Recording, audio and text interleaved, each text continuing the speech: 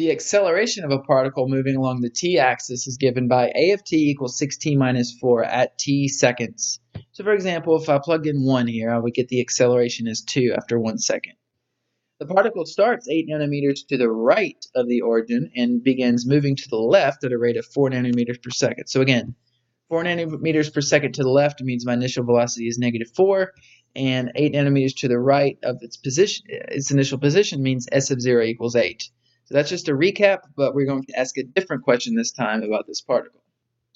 So this question asks for part E. Again, watch parts A through D.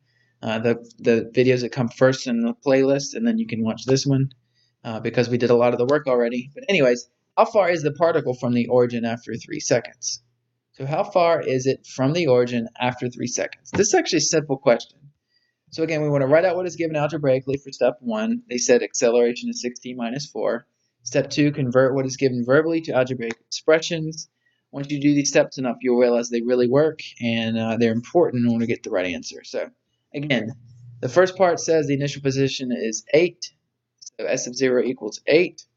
Then it says it begins moving to the left at a rate of 4 nanometers per second. So we know that the initial velocity is -4 because it's moving to the left. So it's negative. Before I go on, though, let's watch the simulation again. Maybe you can see how far the particle is from the origin after 3 seconds. Okay, so watch the t-value here, and then maybe you can figure out how far it is from the origin after 3 seconds. We might be able to pause it. I'm not perfect pauser. Right there, yep. So after 3 seconds, it looks like it's 5 nanometers away from the origin, right? But before we say that's 100% true, we need to verify that. So let's keep going with the steps. Okay, the next step is to convert the verbally stated question into an algebraic expression. How far? Has to do with position, s of t, right? And next, the question is after 3 seconds. So we know t is equal to 3, and therefore, putting those two together, how far is it after 3 seconds? We're trying to figure out s of 3, its position at t equals. Just remember, this is different than total distance traveled. We saw the particle moved a lot before it got to this point.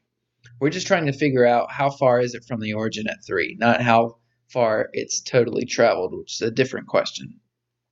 So this question is asking about displacement from the origin. Actually, its displacement would be from its initial position, so that's actually a different question also.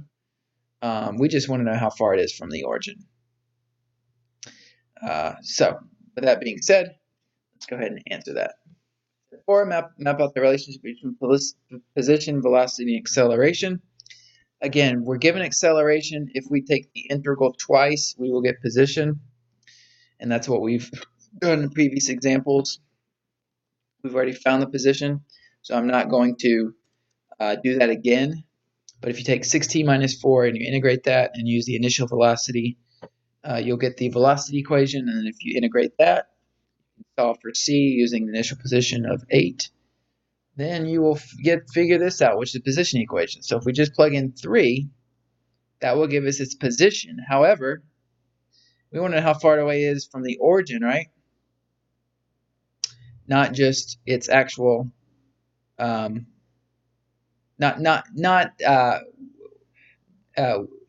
its how far it traveled from when it started. Because remember, if you go to the video, and let's actually just reset this, it starts 8 nanometers to the right, okay? So if we wanted to figure out how its displacement, it would actually be 5, right? It's moved 5 meters to the left from when it started, okay?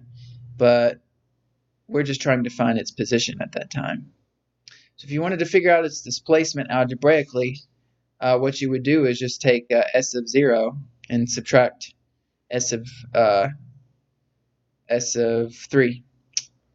And I'm sorry, it ended up at 5 at t equals 3. So change in position would be 3 to the left for its displacement. So you would do s of 0 minus s of 3 would give you -3, which means it moved 3 units to the left from where it started. But this is just asking what its position is from the origin. So it's just straight up plugging into the position equation. Plug in 3, and voila, you get 5. So the final answer, the particle is 5 nanometers away from the origin at time t equals 3. So I do want to say this one more time. I know I've said it a lot already. If you wanted to figure out what its position is, or how far what its displacement was from its initial position, you would do s of 0 minus s of 3, because displacement is based on where you started. Like if you run on a track, okay, and you run all the way around the track, your displacement would be 0 because you ended up where you started. So you have to take into account your initial position to solve for displacement. So this is not a displacement problem. I might have said that before, and I'm sorry if I misspoke. This is a straight up, what is its position at time t equals 3? And we know that because if you go back and read the original question,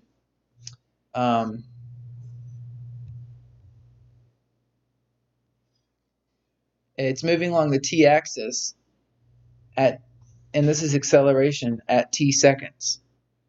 Okay, so all you have to do once you find the initial position equation is just plug in a particular t value, and that will give you its position. For example, if you plug in 0 into the position equation, it gives you 8, meaning it's 8 nanometers to the right of the origin. Okay, so that's why we're talking about it moving along the axis, and now that's why it's important to differentiate between displacement and its actual position at a given point in time, because its initial position might not be 0. Okay, so let's watch this one more time. Then I want to show you the graph of this. We haven't looked at the graph of these yet. I'm going to try to pause this at t equals 3.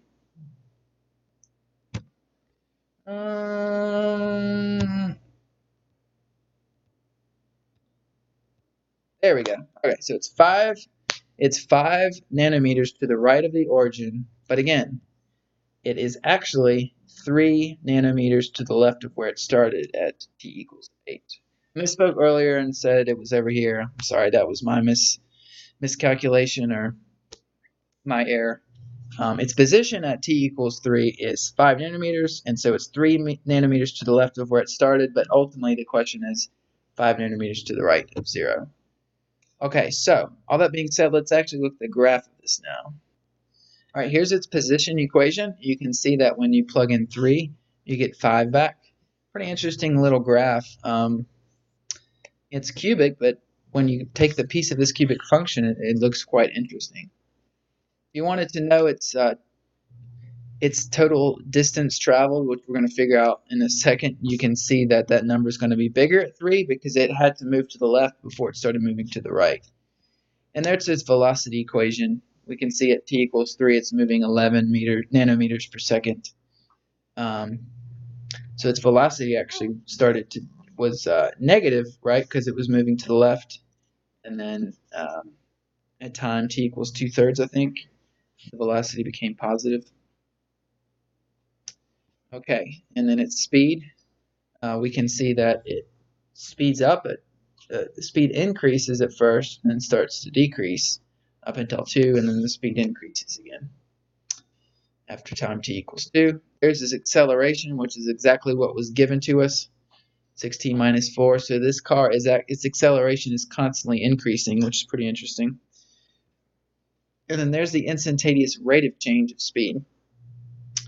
So you can see that the difference in these graphs, again, is the fact that we're basically taking